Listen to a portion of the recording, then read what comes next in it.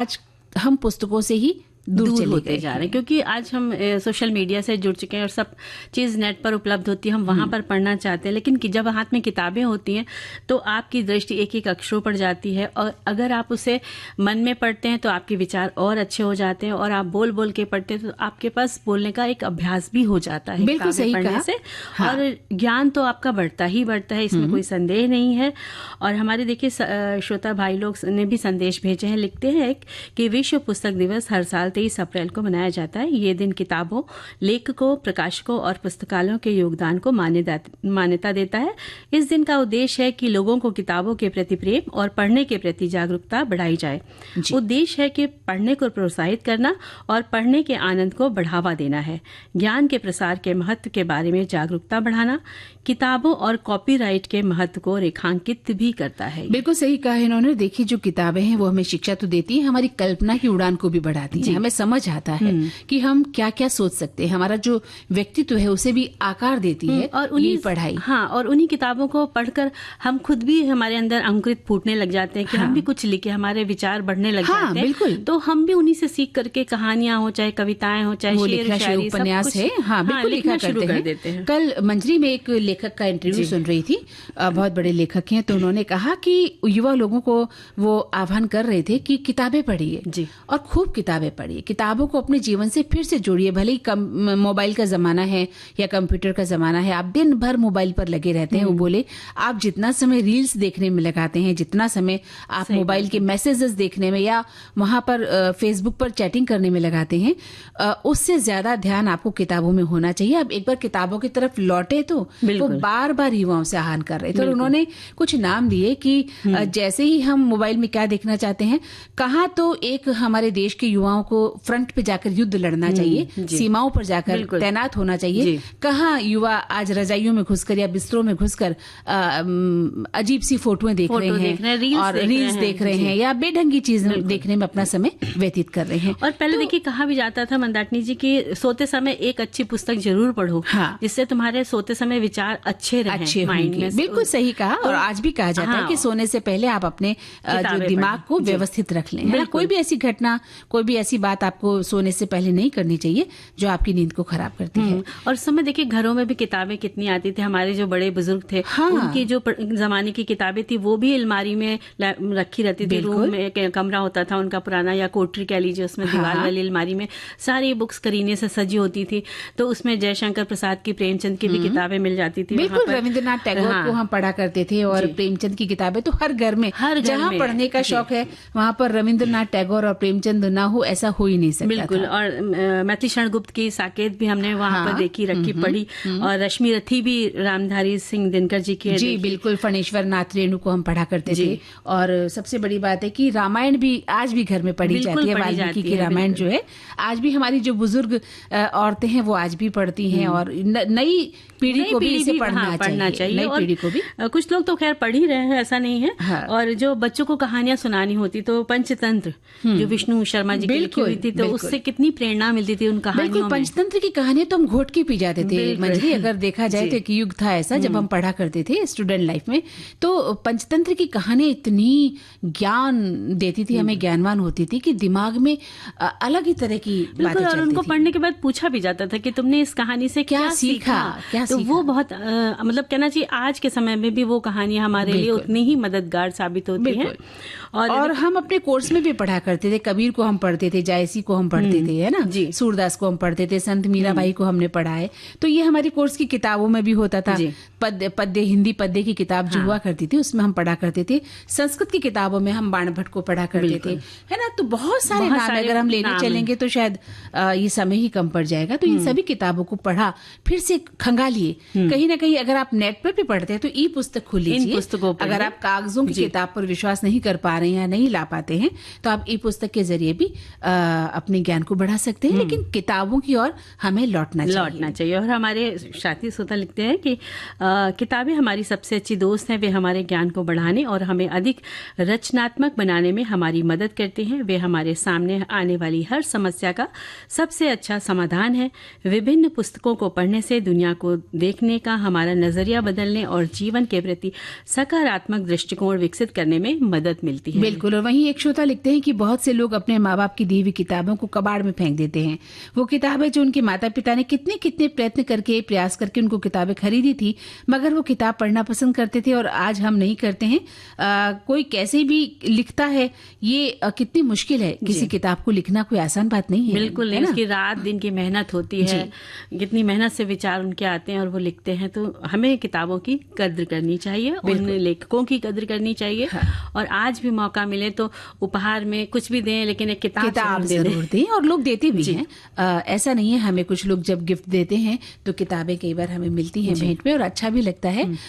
और सबसे बड़ी बात है कि आप दुनिया जहान की, आप अपने देश के लोगों को तो पढ़िए, साथ में विदेशी लेखकों को भी आप पढ़ सकते हैं, क्योंकि ये सब सीमा से परे है। आप कुछ भी पढ़िए, आपका ज्ञान बढ़ेगा। आप हर किस्म की किताबें पढ़िए, तब आपको पता चलेगा कि पुस्तक का हमारे जीवन में कितना महत्व है। जी।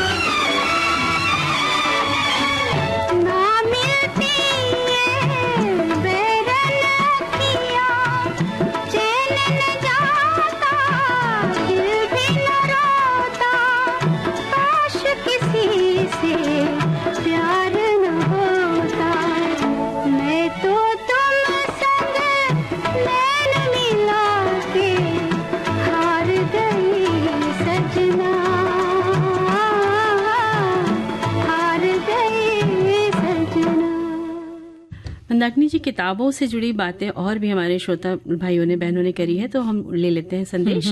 किताबों के शौकीन रहा हमारा जनरेशन, बचपन से किताबों का शौकीन रहा, क्योंकि हमारे लिए मनोरंजन का मजबूत साधन था। स्कूल की लाइब्रेरी, कॉलेज की लाइब्रेरी, सभी में हमें किताबें खूब पढ़ने को मिली। हमारे गार्जियन किताबें खरीद कर हमें उपहार में देते भी थे। स्कूल में भी किताब ही उपहार में दिया जाता था। आज भी मेरे पास साहित्यिक और मेरे पसंदीदा लेखक लेखिका के किताबें हैं और मैं भी इन्हें अपनी साड़ियों की तरह अच्छे से सहेज कर रखती हूँ और मैं हर साल 8-10 किताबें जरूर खरीदती हूँ। बहुत अच्छी बात इन्होंने कही है। और वहीं एक श्रोता लिखते हैं कि किताबों में पूरी दुनिया समाई हुई है, उसमें ज्ञान का भंडार तो है ही, वो स्ट्रेस को दूर करने का भी काम करती हैं। किताबें तो हमारे इतिहास की धरोहर है और सारा लेखा जोखा इसी में समाहित है। वहीं एक श्रोता लिखते हैं कि दिन ब दिन पुस्तक पढ़ना काफी कम हो गया है। हमारे मराठी में एक कहावत है कि वाचाल तर वाचाल, यानी यदि पढ़ोगे तो जिंदगी में आगे बढ़ोगे। जी, और अगले विषय की ओर हम बढ़ते हैं, जो है कि झगड़ालू प्रवृत्ति के लोगों से दूर रहें। हाँ, ऐसे लोगों की किसी मौके की जरूरत नहीं होती मंदाकिनी जी। ये अच्छाई में ही झगड़े के बहाने देख लेते हैं और ये एकदम भरे हुए बारूद के गोले की तरह होते हैं, कहीं ना कहीं पे वे फट ही जाते हैं। और इनसे ज़्यादा बात ना करें, सबसे अच्छा यही होता है, और ना ही बहस करें। उचित दूरी बनाकर रखने में ही इनमें कहा जाता है कि समझदारी है। हाँ बिल्कुल, आज आपने विषय बहुत ही अच्छा चुना है कि झगड़ालू प्रवृत्ति के लोगों से दूर रहना चाहिए। लेकिन कई बार क्या होता है मंजरी, ये समझ में नहीं आता कि सामने वाला इंसान है कैसा, वो झगड़ालू है कि नहीं है, वो प्यार से मिलने वाला। ये तो मिलने के बाद उसके साथ आप जब बार बार रहते हैं, मिलते हैं, तब समझ आता है कि फला व्यक्ति झगड़ालू प्रवृत्ति का है। तो जब ऐसे लोगों से आपका सामना होता है तो ये मान के चलिए कि झगड़ालू स्वभाव के इंसान की सोच में इतनी नकारात्मकता भर जाती है कि उनकी हर नजर हर वक्त मीन मेख निकालने में लगी रहती है और इसके पीछे उनके जीवन में आई उथल पुथल समस्याएं होती हैं, जिनसे उनका आपा वो खो देते हैं। मतलब वो खुद जो है एक तरह से कहना चाहिए कि इन्फिनिटी कॉम्प्लेक्स में जी रहे होते हैं और कभी कभी वे किसी सफलता तारीफों से भी ईर्ष्या करने लग जाते हैं। दूसरे की सफलता से, दूसरे की ईर्ष्या से उन्हें जलन हो जाती है। और तभी ऐसे लोग पीठ पीछे हर से बुराई करते फिरते रहते हैं और यदि उनसे उसकी बातों में कुछ भी हाँ में हाँ मिलाई तो उसका नाम लगा देते हैं और कुछ तो एकदम भोला भाला साफ समझते हैं। वैसे कोई जन्म से अच्छा बुरा नहीं होता मंदाकिनी जी, समय के अनुसार उसके अंदर इतना बदलाव आ जाता है कि वो अपने आगे किसी को बढ़ता देख नहीं पाता है, तभी वो हमेशा हर बात के बीच में टोका टोकी यानी ताने मारने का काम करने लग जाता है। जी बिल्कुल सही कहा है मंजरी आपने। और झगड़ालू प्रवृत्ति के लोगों में यहाँ तक देखा जाता है कई बार कि वो झगड़े में आ जाते हैं तो कुछ भी कह देते हैं, कुछ भी कर सकते हैं, हर बात में वो दखल अंदाजी करते हैं, बुरा बर्ताव करते हैं आपसे, हर वक्त बुरा बर्ताव करते हैं वो आपसे। ऐसे भी लोग होते हैं और काम में नुक्ताचीनी करना उनकी खास आदत होती है, या वो कहीं ना कहीं किसी की बातों का विरोध जरूर करेंगे। आपने कोई बात कही वो विरोध करेंगे, आपने कोई काम किया वो ठीक उल्टा करेंगे, है ना। हाँ। तो किसी को खुश और सफल होते वो देख ही नहीं पाते हैं। बिल्कुल, तो ऐसे लोगों से दूरी बनाना ही ज्यादा सही रहती है, अक्लमंदी इसी में है। और ऐसे लोग घर परिवार हो या मोहल्ले में या कार्यस्थल कहीं पर भी झगड़ालू प्रवृत्ति के लोगों से आमना सामना हो जाता है और इनसे निपटने के लिए उन्हें नजरअंदाज करना ही बेहतर होता है और बहस भी ना करें, उनको उनके हालात पर छोड़ दें। एक बात गांठ बांध ले कि कोई भी व्यक्ति इतना महत्वपूर्ण नहीं जिसके पीछे आप मन की शांति को आप खोएं। सबसे बड़ी बहुत बड़ा मूल मंत्र आपने कहा है मंजरी, कि कोई व्यक्ति इतना महत्वपूर्ण नहीं होता आपके लिए कि आप अपने मन का आपा खो दें, मन की शांति खो दें। और जब भी वो आपसे झगड़े बस आप शांत रहें। यही एक तरीका होता है कि हम उनसे बच सकते हैं। कई बार हम क्या होता है कि जो हमसे झगड़ता है हम उसका बराबर में जवाब देने लग जाते हैं और यहाँ तक कि हम भी उसके बराबर होकर झगड़ा करने लग जाते हैं। तो सामने वाला तो ये चाहता ही है कि झगड़ा करे, है कि मतलब आपने कुछ बोला नहीं कि उसने बस उसका बाल की खाल निकाली नहीं, क्योंकि उसको बोलना होता है तो वो बोल के रहता है। तो ऐसी समय में आपको चुप हो जाना है और कुछ न कहें। जब भी वो झगड़ने की वजह ढूंढे आप वहां से हट जाएं। अगर वो फिर भी आमादा हो तो उसको कहिए कि अभी तुम जितना बोल रहे हो शांत मन से सोचना कि तुमने क्या बोला है, कैसा व्यवहार किया है, इसमें सही कितना था और गलत कितना था, तुम्हें ऐसा करना चाहिए था या नहीं करना चाहिए था। अभी हम शांत हैं और इसको मेरी कमजोरी मत समझो और ना ही मैं गलत हूं, बस मेरे तुम्हारे में इतना अंतर है कि तुम जैसा मैं नहीं बनना चाहती, जिससे हर व्यक्ति दूरी बनाने लग जाता है। बहुत अच्छी बात आपने कही है जी, कि हम उसे ऐसे समझा सकते हैं। बिल्कुल। और झगड़ालू ईर्ष्यालु मित्रों से भी दोस्ती रखना कठिन होता है मंदाकिनी जी, क्योंकि समूह में होने पर भी उनके अंदर जिसे वो पसंद नहीं करते उसकी हर अच्छी बात को नोटिस करते हैं और वहीं पर कुछ ऐसा ताना मार देते हैं कि माहौल में खटास आ जाती है, क्योंकि यहाँ पर भी उसे इसी बात की लगी रहती कि मैं सर्वश्रेष्ठ हूँ, बस मैं ही सही हूँ। ऐसे मित्र विश्वासघाती, असुरक्षित होते हैं, मुंह पर मीठा बोलना और पीठ पीछे चुगलखोरी करने में ही लगे रहते हैं। और सबसे दुख की बात ये होती है मंजरी कि ऐसे लोगों के साथ कई लोग जुड़ और जाते हैं। बिल्कुल, उनकी हाँ मिलाते ग्रुप बन जाता है ऐसे लड़ाई खोरों का, इस तरह के विपरीत विचारों वाले लोगों का, इस तरह की नेगेटिविटी फैलाने वाले लोगों का एक ग्रुप बन जाता है। मैं आज ही कहीं सुन रही थी कि जो सच्चा व्यक्ति है वो एक अकेला कोने में बैठा रहता है, खड़ा रहता है, या वो अकेला पड़ जाता है, क्योंकि सत्य है वो अकेला पड़ जाता है। लेकिन तो वैसे भी कहा जाता है कि अकेले ही होता है, सत्य की जीत में बहुत समय टाइम लगता है, लेकिन झूठ जो है इकट्ठा हो जाता है। आज एक बड़े व्यक्ति के बारे में मैं उनके विचार सुन रही थी, तो उन्होंने कहा कि बुरे व्यक्ति इकट्ठे हो जाते हैं, बहुत जल्दी इकट्ठे होते हैं और बहुत जल्दी एक्टिव हो जाते हैं, लेकिन सीधा व्यक्ति, सच्चा व्यक्ति धीरे धीरे वो एक्टिव नहीं होते और ग्रुप में इकट्ठे नहीं होते हैं। तो इसलिए सच्चाई हार रही है और झूठ फैल रहा है। बिल्कुल सही बात कही आपने। और बात ऐसे लोगों की जो होते हैं वो गलती आप पकड़ ले, अगर ऐसे व्यक्ति कोई ना कोई गलती तो करते ही हैं, जब आप उनकी गलती पकड़ लें तभी आप उनका मुकाबला कर सकते हैं, फिर उन्हें आप आईना आप उसको दिखा सकते हैं कि जब इनकी भी सामाजिक छवि खराब होती है और चार लोगों को पता चलता है कि फला बुरा है, नाहक दूसरे को गलत समझ रहे हैं। कई बार सीधे सच्चे लोगों के संस्कार, आदर्श उनके अंदर शांत रहने की ओर प्रेरित करते रहते हैं और वे मौन रहकर, शांत रहकर सामने वाले को उसी की हाल पर छोड़ देते हैं। जो आग से जल रहा हो उसकी जली कटी बातों का जवाब नहीं दे, बल्कि उसकी तपन उसको ही पास रह जाएगी, यही सोचे और खुश रहे तो ज्यादा ठीक है। और झगड़ालू व्यक्ति से ऐसी दूरी बनाकर रखे, उसका प्रभाव उसी के ऊपर ही जाएगा। अगर वो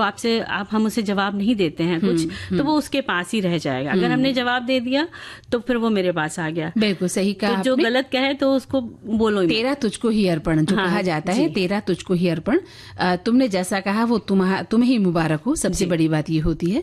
लेकिन बड़ा मुश्किल होता है झगड़ालू प्रवृत्ति के लोगों के बीच में रहना, उनके साथ निभाना, उनके साथ दोस्ती बनाए रखना, जबकि हम जानते हैं कि वो हमारे दोस्त नहीं है। बिल्कुल। कई बार चुप रहने में भी होता है कि वो सोचते हैं इसको तो कोई फर्क ही नहीं पड़ रहा है, ये तो ऐसे ही है। हाँ, वो चुप्पी को आपकी कमजोरी समझ लेते हैं कि वो शांत है, चुप है, तो ये डर गया है ना। ये हमारी मेजोरिटी से, हमारे ग्रुपिज्म से, हमारे समूह से, हमारी आदतों से, हमारी हरकतों से, नेगेटिविटी से डर गया है ना। ऐसा बल्कि वो डरता नहीं इस जगह पे, उसकी अपनी जो उसके संस्कार मिले होते हैं उसके तहत वो शांत बैठा होता है, इंतजार करता है कि जब मौका मिलेगा तब हम वक्त पर छोड़ देना चाहिए ऐसे लोगों को, कि वक्त ही ऐसे लोगों का निर्णय करता है कि क्या सही है, क्या गलत है।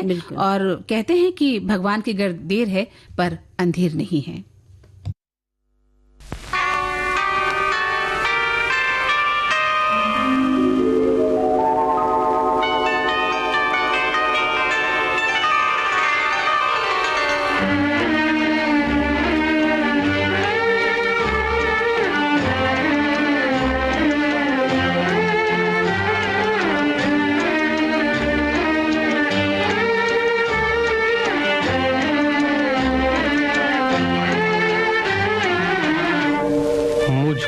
इस रात की तन्हाई में आवाज न दो, आवाज न दो, आवाज न दो, जिसकी आवाज रुला दे मुझे वो साज न दो, वो साज न दो, आवाज न दो।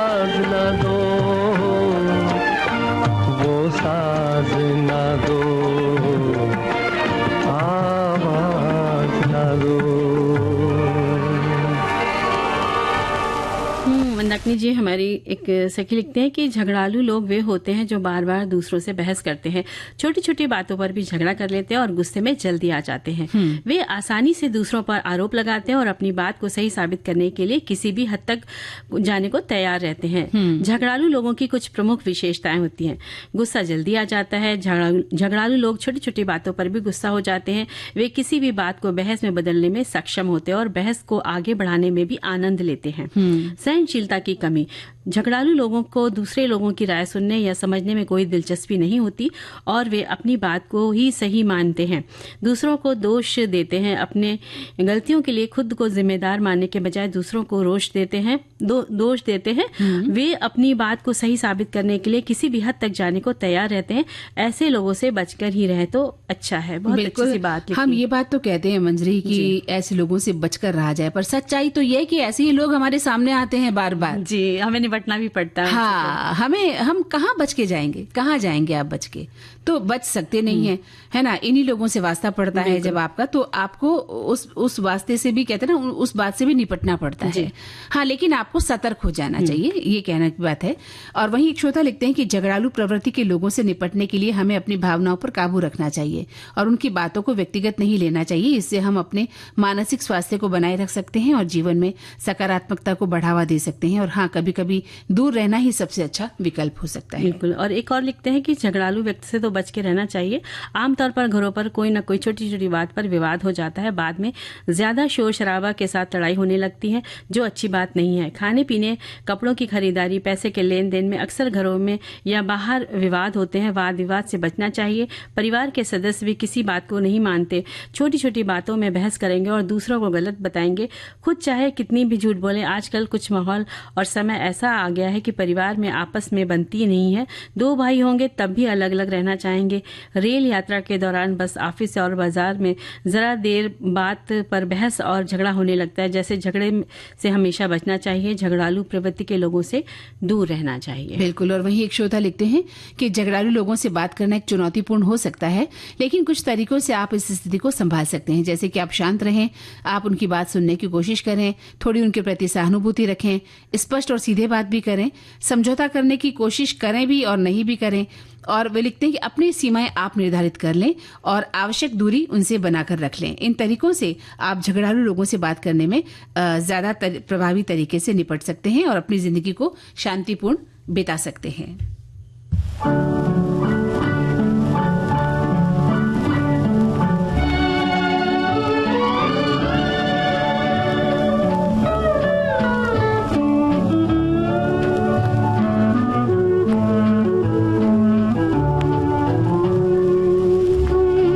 जाने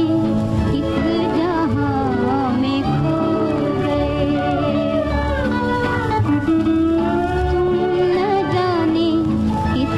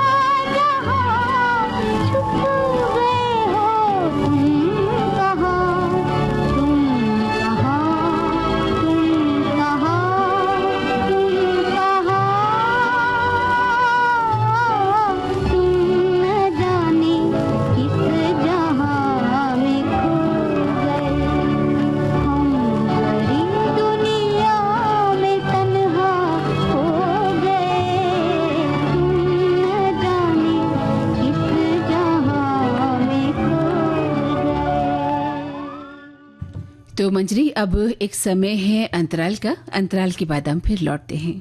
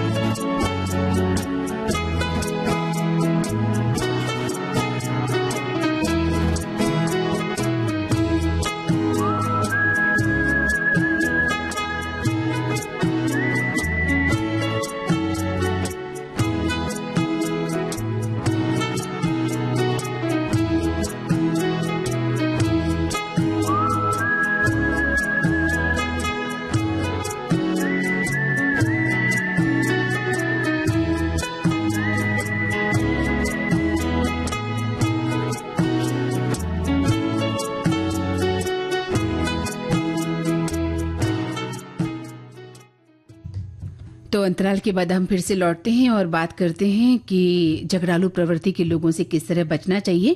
हमारे श्रोता लिखते हैं मंजरी जी कि बहुत ही अपने विचार लिखते हैं। लगता है हमारे श्रोता भी इन बातों से दो चार हुए हैं।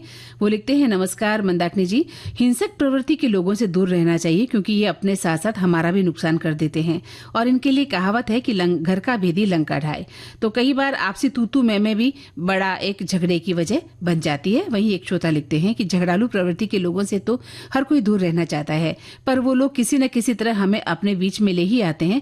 मुझे तो वैसे भी झगड़ा झंझट बिल्कुल भी पसंद नहीं है। और एक लिखते हैं कि झगड़ालू प्रवृत्ति के लक्षण, आसानी से क्रोधित होना। झगड़ालू व्यक्ति छोटी छोटी बातों पर भी आसानी से गुस्सा हो जाता है। दूसरों की आलोचना करना, और वे दूसरों की गलतियों और कमियों को उजागर करने में रुचि रखते हैं। लड़ने या बहस करने में आनंद लेना। झगड़ालू व्यक्ति को बहस करना और लड़ना पसंद होता है। निष्कर्ष पर पहुंचने की प्रवृत्ति, वे अक्सर बिना किसी बात को समझे कि तुरंत निष्कर्ष पर पहुंचने की कोशिश करते हैं। संवेदनशील और चिड़चिड़ा स्वभाव, झगड़ालू व्यक्ति अक्सर दूसरों के प्रति संवेदनशील होते हैं और आसानी से चिढ़ जाते हैं। वहीं एक श्रोता लिखते हैं कि झगड़ालू प्रवृत्ति के लोगों से हर कोई दूर रहना चाहता है। देखा जाए कि घर में भी चिकचिक होती है, बिना बात लोग लड़ने को तैयार रहते हैं, चाहे पड़ोसी हो, चाहे घर की स्थिति परिवार हो। ऐसी स्थिति हर घर में देखने को मिलती है जिसमें कोई न कोई सदस्य हरदम लड़ने के मूड में ही बना रहता है। इसमें सबसे ज्यादा देवरानी जेठानी में ये लड़ाई लगी रहती है, या सास बहू के झगड़े के बिना घर में चैन ही नहीं होता कि घर में ये सास बहू के झगड़े भी चलते रहते हैं। साथ ही जरूरत है ऐसे महानुभावों से खुद को बचा के रखने की, क्योंकि उससे अपने समय का नुकसान होता है, काम का नुकसान, दिमागी नुकसान, आर्थिक नुकसान, मतलब सब नुकसान ही नुकसान है। झगड़े बचाकर किसी अच्छे काम में मन लगाएं, और कोई ऐसा करता है तो उसे रास्ते पर लाने का काम भी आप कर सकते हैं। बिल्कुल, बहुत सारी बातें लिखी हैं सबने, और सबके संदेश से भी लग रहा है कि भाई ऐसी कोई ना कोई सबके साथ ये हुआ है। इसका मतलब हमारे श्रोताओं ने जिस तादाद में झगड़ालू प्रवृत्ति से लोगों से बचने की बात लिखी है, लगता है इनके जीवन में भी इस तरह के लोग आए हैं जहां वो परेशान रहे होंगे। देखिए, हर तरीके के लोग हैं और आसपास हर तरीके के लोग होते भी हैं। तो बस ये कि हम शांत रहें, उनसे बचने के तरीके सोचें।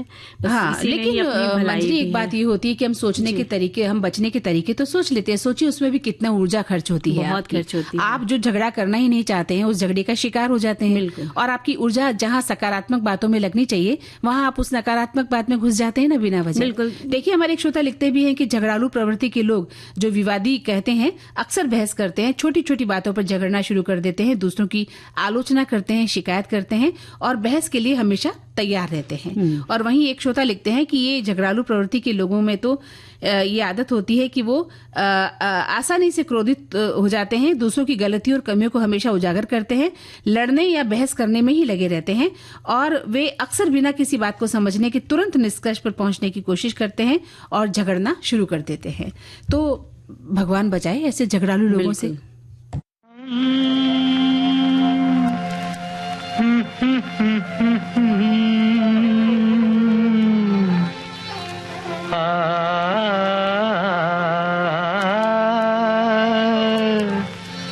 चले गए हम बेखुदी में तुमको पुकारे, चले गए हम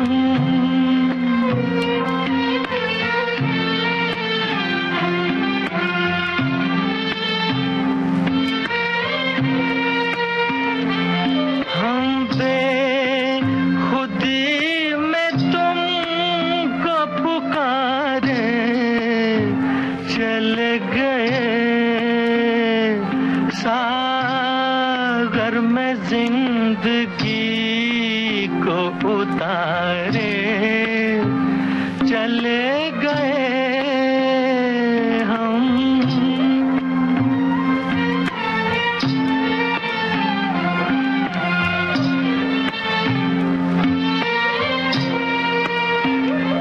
देखा कि ये तुम्हें हम बन के दीवाना, देखा कि ये तुम्हें हम बन के दीवाना,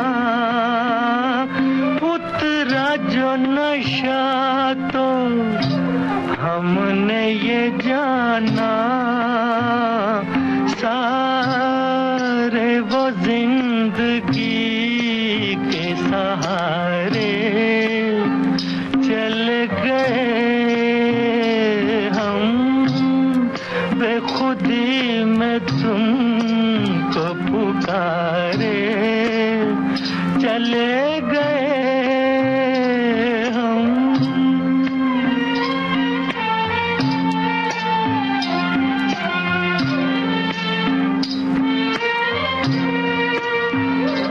तुम तो ना कहो हम खुद ही से खेले, तुम तो ना कहो हम खुद ही से खेले, डूबे नहीं हम यूं नशे में अकेले,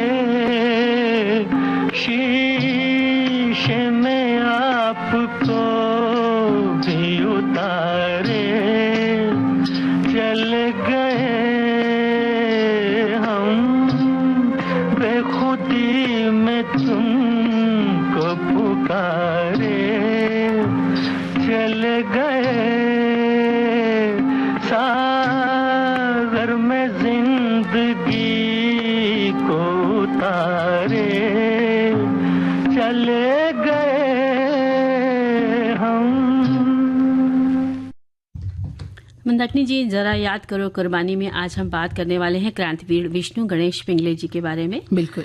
विष्णु जी का जन्म 2 जनवरी 1888 को महाराष्ट्र के पुणे जिले के तलेगांव घगोरे गांव में जन्म हुआ था और ये भारतीय क्रांतिकारी और गदर पार्टी के सदस्य भी रहे थे। मराठी ब्राह्मण परिवार में हुआ था और 9 भाई बहनों में आप सबसे छोटे थे।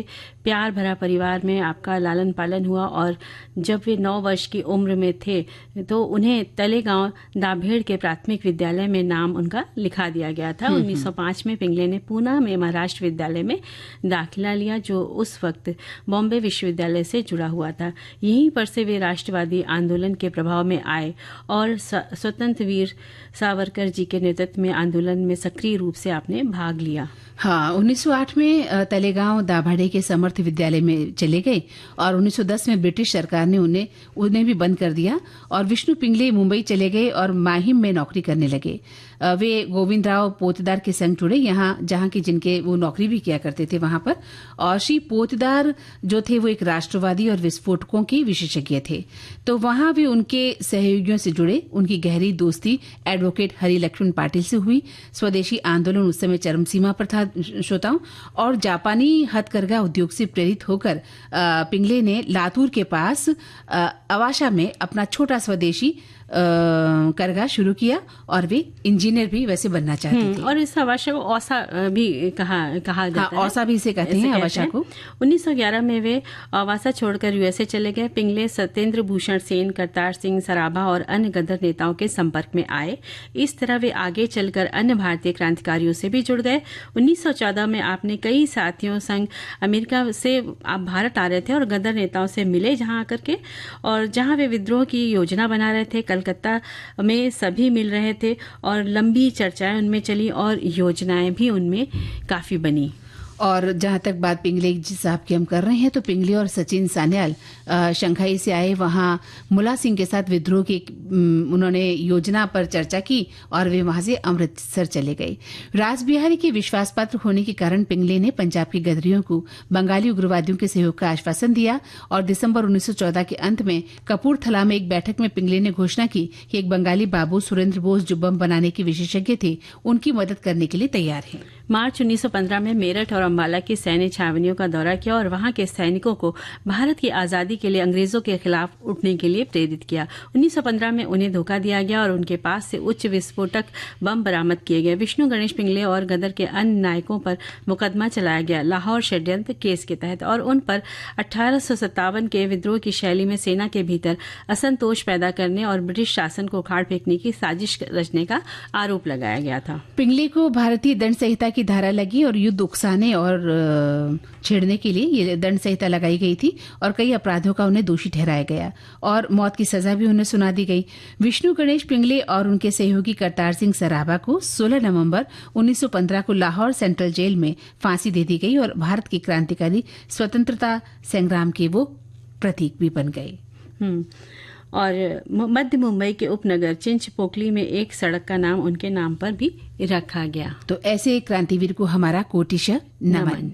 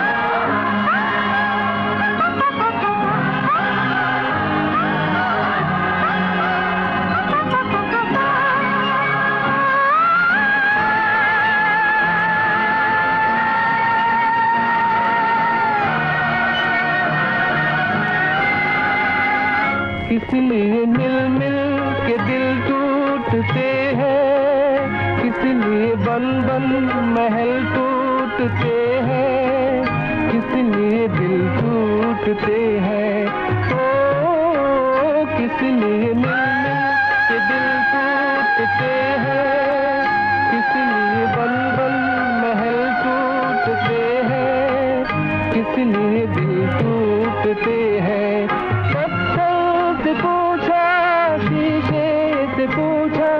खामोश है सबकी ज़बान, ऐ दिल कहाँ तेरी मंजिल, ना कोई दीपक है ना कोई तारा है, गुम है ज़मीन दूर आसमां, ऐ दिल कहाँ तेरी मंजिल।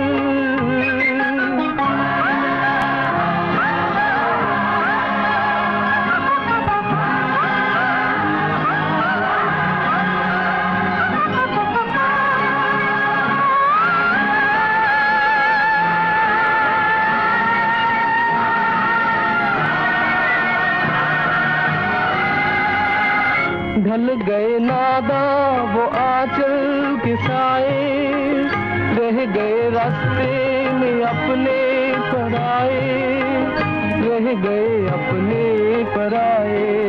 ओ ढल गए नादा वो आंचल के साए, रह गए रास्ते में अपने पराए, रह गए अपने पराए।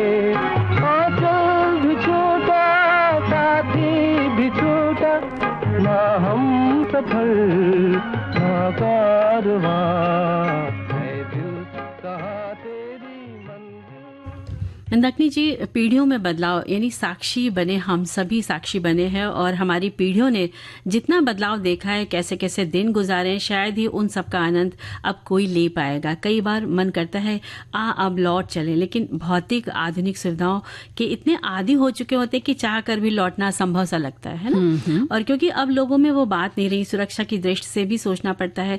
जमाना तेजी से बदल रहा है। हमने पैदल यात्रा करने से लेकर बैलगाड़ी, तांगा, रिक्शा, साइकिल, बस, ऑटो, कार, हवाई जहाज तक का सफर भी तय किया है।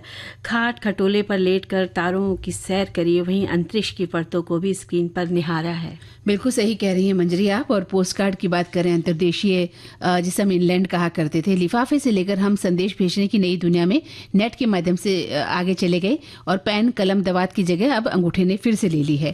हमने बैरंग खतों से लेकर लाइव चैटिंग, वीडियो कॉल तक का सफर देखा है, बल्कि देख भी रहे हैं। और मोटी मोटी किताबों की दुनिया हमने देखी है, किस्से कहानियों की दुनिया को हमने पढ़ा है। कल्पना लोक में हम खो जाते थे, ऐसे बच्चे हुआ करते थे। वहीं अब मोबाइल पर इन सबको सुनना देखना हमारी पीढ़ी ने देखा है। तो पहले हम गाते थे नानी तेरी मोरनी को मोर ले गई, और अब उसे हम वीडियो में भी देख पाते हैं। और फूस की बनी झोपड़ी, अरहर की टट्टी से बनी छतें, खपरेल लकड़ी ईंटों से बने घर से लेकर सीमेंट कंक्रीट से बने बड़े बड़े घरों से लेकर इमारतों को हमने बनते देखा। हम उसमें रह भी रहे हैं। और मिट्टी के बने घरों में टिमटिमाती कुप्पी और लालटेन से लेकर ट्यूबलाइट का सफर तय किया है। पेड़ों तले आती हवाओं का जमीन पर ऊँघते हुए सोना, और सोने से लेकर नर्म गद्दों पर एसी कूलर तक का दौर हम देख रहे हैं। बिल्कुल। हाथ के पंखे यानी जिसे बैना कहा जाता था, उससे लेकर टेबल फैन तक का हमने इस्तेमाल किया है। बिल्कुल किया है। एक समय था जब हम लाइट जाते ही हाथ में पंखी लेकर हवा किया करते थे, और कहाँ आज सारी सुविधाएं हैं। और तालाब पोखर की अगर हम बात करें तो तालाब पोखर नदी कुएं झरनों से लेकर बाथ टब शावर में नहाना भी आज हम देख रहे हैं। और पतलों में हम खाना खाया करते थे। किसी फंक्शन की बात करें, कुल्हड़ में पानी पिया करते थे। ट्रेन में हमें कुल्हड़ की चाय मिला करती थी। मटके सुराही का पानी से लेकर हमने किया है। लेकिन आज हम देखते हैं कि बंद बोतलों में पानी बिक रहा है। और हमारे एक साथी भी लिखते हैं इसी विषय पे कि पीढ़ियों में बदलाव एक स्वाभाविक क्रिया होती है, और ये बदलाव वर्तमान समय के अनुसार विचारों और मूल्यों के रूप में होते हैं। खास बात यह है कि इन पीढ़ियों के बदलाव की साक्षी भी एक पीढ़ी ही होती है, जो पहले की पीढ़ी और आज की पीढ़ी की तुलना करती है। लेकिन ये भी ध्यान रहे कि हम में से सभी पिछली पीढ़ी, वर्तमान की पीढ़ी और भविष्य की पीढ़ी के अंतर परिवर्तन पर तर्क वितर्क ना करें, और ना ही नए पुराने के नियमों को एक दूसरे पर थोपे, बल्कि समय अनुसार इनमें होने वाले बदलाव को स्वीकार भी करें और वर्तमान के समय अनुसार भी जीवन जिए। लेकिन जो हमने जैसे तख्ती, स्लेट, स्याही, कलम, दवात से लेकर डिजिटल तकनीक से लिखना देखा है, सीखा है, चिमनी, कुप्पी, दिया, डिबरी, लालटेन, गैस बत्ती, यानी जो हम ये बातें कर रहे हैं, चूल्हे पर हमारा खाना बनना हमारे घरों में बना करता था, इलेक्ट्रिक स्टोव को देख लिया, इंडक्शन ओवन तक को हमने देखा है। यानी कि और अब तो देखिए ना, एआई तकनीक भी आ गई है। इसे भी हम देख रहे हैं कितने कहाँ तक पहुंच गए हैं। हम कहाँ से शुरू हुए थे और कहाँ पहुंच गए हैं। हाँ। यानी कि हमने जो जीवन जिया उनमें हमने बहुत सारे बदलाव देखे और उनको स्वीकारा भी है। बिल्कुल स्वीकारा है। और वहां से करते करते आज हम इस स्थिति में आए हैं जी। और बिना बिजली के भी हम रहे हैं मंजरी, और जबकि आज अगर देखा जाए तो एक पल भी हम नहीं रह पाते। और बालों में चुपड़ा, सरसों का तेल चुपड़ लिया करते थे, बदन में लगा लिया करते थे। आज के बच्चे तो मॉइस्चराइजर से कम बात ही नहीं करते हैं, और सिरम लगाते हैं बालों में। सिरम लगाने के लिए चाहिए उन्हें। यानी कि छोटी छोटी चीजों में हमने परिवर्तन देखा है। कभी हम रोटी, अचार, कांदा रुमाल में बांध कर लेकर कांच के मतलब खाया करते थे। कहीं ले जाना हो तो रुमाल में बांध के भी खाते थे। और कांच के टिफिन तक का भी सफर तय किया है। रुमाल एक समय में लंच बॉक्स की पोटली जैसा होता था, जब रोटी अचार जिसमें बांधा जाता था। और गुड़ की चाय से लेकर शुगर फ्री तक की चखी है। बिल्कुल सही कह रहे हैं। और आगे देखा जाए तो हमने सिलबट्टा हमारे घर में हुआ करता था, हमारे घर में ओखली हुआ करती थी, है ना। तो वहां से लेकर हमने मिक्सर ग्राइंडर का बदलाव भी देखा है, बाइस्कोप देख लिया है, पर्दे पर प्रोजेक्टर हमने देख लिया है, फिल्म देख ली है, वीसीआर, टीवी और मल्टीप्लेक्स में हमने फिल्में देख ली। कहाँ एक हम गली मोहल्ले में पिक्चर दिखाने वाला आया करता था, बाइस्कोप का जो हम देखा करते थे, वहां से लेकर आज मल्टीप्लेक्स में हम फिल्में देखते हैं। और रेडियो की बात करें तो देखिए, रेडियो को हम घरों में रेडियो ही होता था उस समय, उससे सुनते थे। लेकिन आजकल ऐप आ गया, मोबाइल में हम रेडियो सुन रहे हैं, तो बदलाव हर जगह हो रहा है। और अखबार से लेकर हम ई पेपर तक की, मतलब अखबार भी पढ़ते थे और ई पेपर भी आ गया है, उससे भी पढ़ते हैं। दातून से लेकर काला लाल दंत मंजन से लेकर हमने पेस्ट तक का इस्तेमाल किया है। घी वाली रोटी से लेकर पिज्ज़ा का स्वाद चखा है और रेल के सफ़र से लेकर हवाई सफ़र तक हवाई सफ़र का भी आनंद लिया है। बिल्कुल सही कह रही हैं आप। और मंदाकिनी जी, जो टिकट हम खरीदने जाते थे तो वहाँ पर एक वजन वाला भी लगा रहता था मशीन, तो उसमें वहाँ हम 1 रुपए का सिक्का या 50 पैसे का सिक्का डाल के अपना वजन भी तोल लिया करते थे। और आज हम ऑनलाइन बुकिंग के दौर को भी देख रहे हैं। यानी देखा जाए तो हमने बहुत सारे परिवर्तन देखे और वो बहुत मीठी मीठी यादें भी हैं।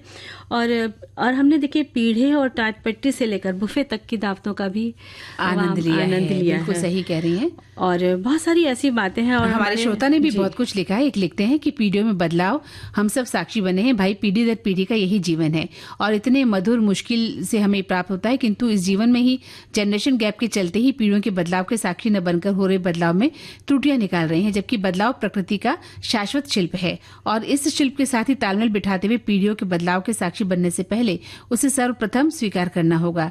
और ऐसा तभी हो सकता है जब हम अपने समय की तारीफ में ही लगे रहने से बचें और उनके सम्मुख आ रहे बदलाव को भी स्वीकार करें। और पीढ़ियों में बदलाव, सार्थक परिवर्तन लाना एक जटिल और गहन प्रक्रिया है। इसमें धैर्य, समय और निरंतर प्रयासों की आवश्यकता होती है। वास्तविक परिवर्तन ना तो एक रात में होता है और ना ही एक पीढ़ी में, बल्कि यह कई पीढ़ियों के अनुभव और समुदायों के धीरे धीरे बदलती धारणा से आकार लेता है। जमीनी स्तर पर काम करने वाले समाज सेवी संगठनों के लिए यह वास्तविकता दोहरी चुनौती पेश करती है। और एक तरह से फंडिंग एजेंसियों को जहां तुरंत मिलने वाले नतीजों की अपेक्षा होती है, वहीं दूसरी ओर पीढ़ी दर पीढ़ी होने वाले बदलाव की धीमी और स्वाभाविक रफ्तार का भी ध्यान रखना होता है।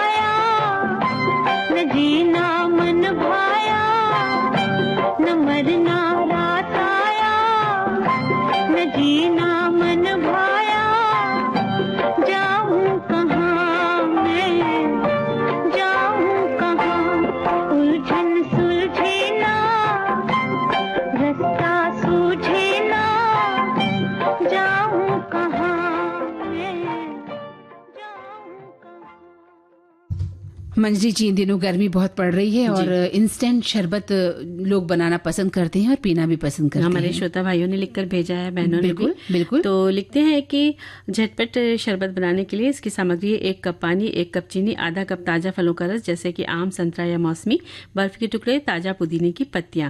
विधि है, चीनी का घोल बनाएं, एक बर्तन में पानी और चीनी मिलाकर गर्म करें, चीनी को पूरी तरह से घुलने तक पकाएं, ठंडा करें, फलों का रस मिलाएं और ठंडे घोल में ताजा फलों का रस मिलाएं, बर्फ डालें, 1 गिलास में बर्फ के टुकड़े डालें और उसमें शरबत डालें, ताजा पुदीने की पत्तियां से गार्निश करें, तुरंत परोसें और मजे लें और अपनी पसंद के अनुसार फलों का रस आप शरबत बना सकती हैं। वहीं एक हमारी सखी लिखती हैं कि 1 प्याला थोड़ा भुना हुआ सौंफ ले लें, सौंफ और 2 चम्मच काली मिर्च, 5-6 इलायची, फल के बीज और जरूरत के अनुसार चीनी ले लें और सभी सामग्री को मिक्स करके मिक्सर जार में पीस लें। भुनी हुई सौंफ के बीजों का इस्तेमाल करने से इसकी शेल्फ लाइफ बढ़ जाती है। आप चीनी मिश्री को भी छोड़ सकते हैं क्योंकि आप इसे बाद में शरबत बनाते समय डाल भी सकते हैं। अब इसे कांच के जार एयर टाइट कंटेनर में डालें और सूखी जगह रख दें, ठंडी सूखी जगह पर, और इसे 1 महीने तक इस्तेमाल कर सकते हैं। शरबत बनाने के लिए इसे सीधे ठंडे पानी में डालें, छान लें, शहद, चीनी पाउडर, केसर पानी डालें और 1 बर्फ का टुकड़ा भी डालकर पी सकते हैं। बिल्कुल। और हमारी एक लिखते हैं कि घर पर बनाए नींबू शिकंजी का रेडी टू यूज पाउडर। सामग्री 1 किलो शक्कर, 1 किलो नींबू के रस को शक्कर में मिलाकर ट्रे या थाली में डाल दें, लेकिन परत पतली हो, थाली का प्रयोग करें। इन सभी थालियों को पंखे के नीचे रखकर 3-4 दिन सुखाएं और बीच बीच में पलटते रहें। सूख जाने पर मिक्सी में पीसकर इसका पाउडर बनाकर स्टोर कर लें। ये पाउडर आपका 1 साल तक चलेगा। जब भी शिकंजी पीने का मन हो बनाएं और आनंद लें और मेहमानों को पिलाएं। बिल्कुल। और वहीं एक श्रोता लिखते हैं कि 1 कप पानी लें, 1 कप चीनी लें, आधा कप ताजा फलों का रस लें जैसे कि आम है, संतरा है, मौसमी है, बर्फ के टुकड़े लें। ये तो अच्छा आपने बता दिया था। और एक श्रोता देखिए आकर्षक हो तो थोड़ा रंग मिला सकते हैं, और यदि आप शरबत पाउडर को लंबे समय तक रखना चाहते हैं तो प्रिजर्वेटिव इसमें मिलाएं और मिश्रण को पैक करके आप रख सकते हैं और जब भी आपकी इच्छा हो इसे पी सकते हैं। हम थे जिनके सहारे वो हुए ना हमारे, डूबे जब दिल की नैया, सामने थे किनारे। हम थे जिनके सहारे वो हुए ना हमारे, डूबे जब दिल की नैया, सामने थे किनारे। हम थे जिनके सहारे।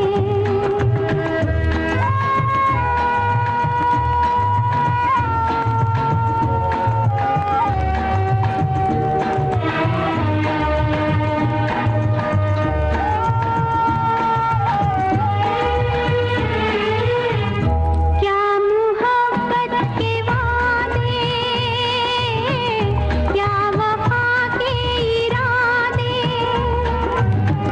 रेत की है दीवारें, जो भी चाहे गिरा दे,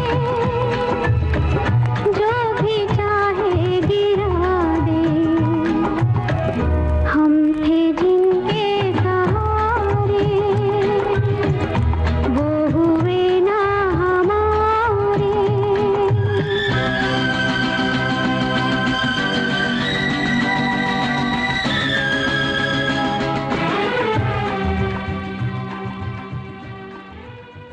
और अब मंजरी सखी सहेली कार्यक्रम से हम विदा चाहते हैं। जी।